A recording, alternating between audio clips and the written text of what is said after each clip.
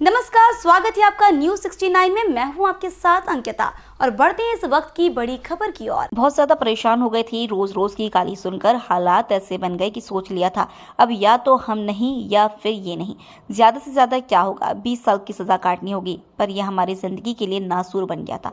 जब से ठेला क्या लगाया, रोज शराब पीकर आता, थोड़ी देर वहां बैठता और फिर हमसे बोलता कि जाकर शराब ले आए।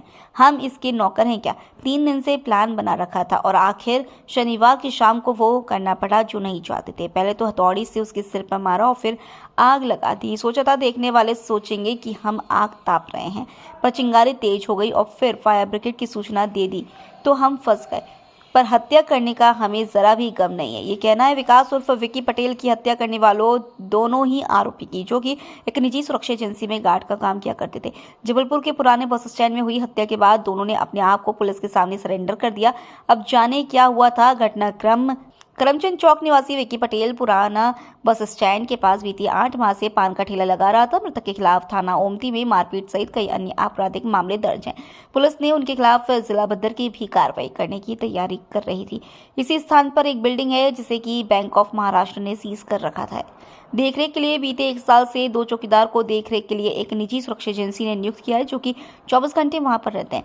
बैतूल निवासी चौकीदार हेमराज सरिया बीते 1 साल से और मंडला बिछिया के रहने वाले ज्ञान सिंह ठाकुर यहाँ पर 8 माह से नौकरी कर रहे थे।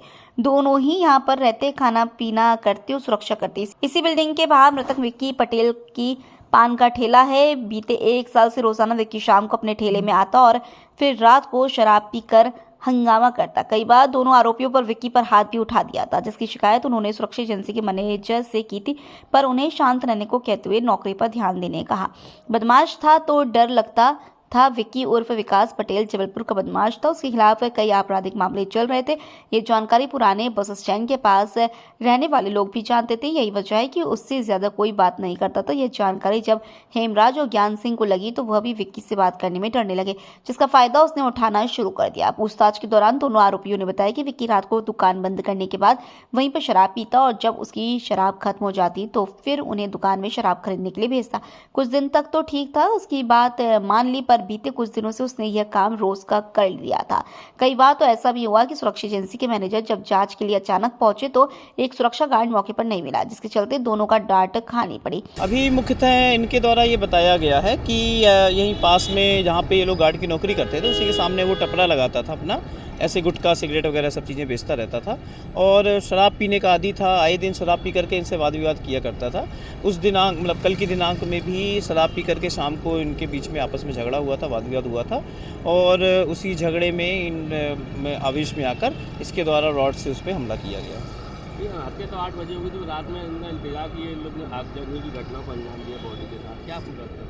हाँ, ये लगभग जैसा इन्हें बताया है, इनके बताया अनुसार 8 बजे के आसपास उनके बीच में वाद विवाद हुआ था और इन्होंने उसे मार दिया था।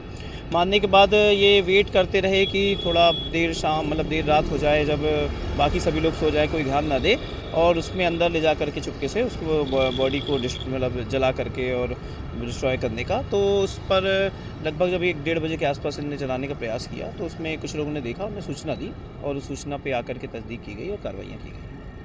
इस खबर पर आपकी क्या है राय, हमें कमेंट सेक्शन में जरूर बताएं। तब तक के लिए धन्यवाद।